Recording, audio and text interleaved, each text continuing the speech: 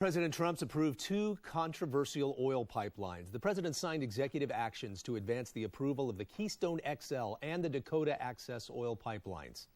The Dakota Access pipeline stalled amid protests opposing its construction on Native American lands.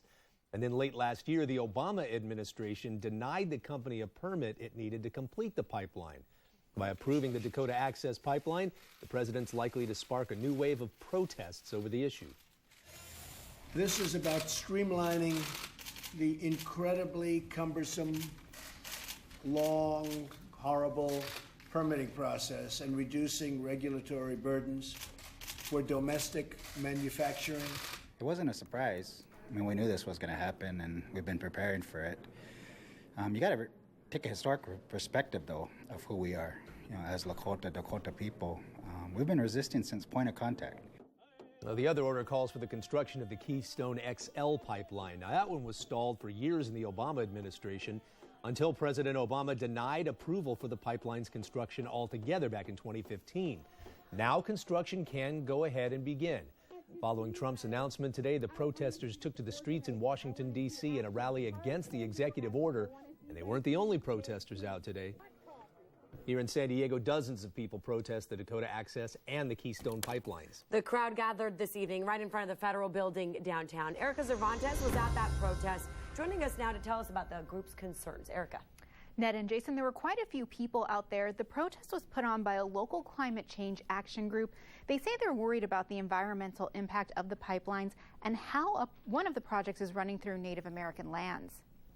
In front of the federal building in downtown San Diego, fossil fuel has got to go. A large crowd gathered to protest President Trump clearing the way for two major oil pipeline projects. It's kind of heartbreaking, you know. Our group is a grassroots climate action group, and we really need to be moving away from fossil fuels and keep oil in the ground and move to clean energy, and this is a major step backwards. Most of the protesters are from San Diego 350, a climate action group. They say the reviving of the Keystone Pipeline and Dakota Access Pipeline projects is going to have long-term effects on the environment. We're not going to take this lying down, that we're going to stand up and resist Trump's efforts to really cater to the fossil fuel industry when we really need to be moving to clean energy. The group also has another problem with the Dakota Access Pipeline. It runs through Native American tribal land. Members of the Standing Rock tribe say the pipeline could harm drinking water on the land. Standing Rock is my reservation, and I'm a tribal member there. And since this come about, I've just thought I better, stand up and speak about what's going on in our struggles up there. Chuck Cadott says his family and friends have been at large, violent protests that took place during the fall. He would love to be able to join them, but can't get to North Dakota. So he's standing up for the cause in San Diego. I have to stay here and support them from here. And this is one way that I can show my support for my homeland. The group is planning more protests in the future. They say a national one is coming up in April. Jason and Netta, back to you.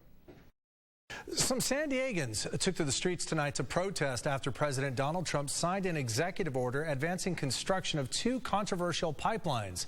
Dozens gathered outside the federal building to speak out against President Trump's decision to move forward with the Keystone and Dakota Access pipelines. Opponents say if constructed, the two pipelines would threaten water supplies and native land. We're here because we want to show that we're not going to accept this. This is not an acceptable solution for how we use energy in this country and how we treat indigenous rights. And so we are going to resist the administration's efforts to start these pipelines back up. Former President Barack Obama shut down the proposed Keystone pipeline in 2015, and the Army decided last year to explore alternate routes for the Dakota pipeline. Well, because of these executive orders put through by President Trump, local San Diegans took to the streets to show their frustration today.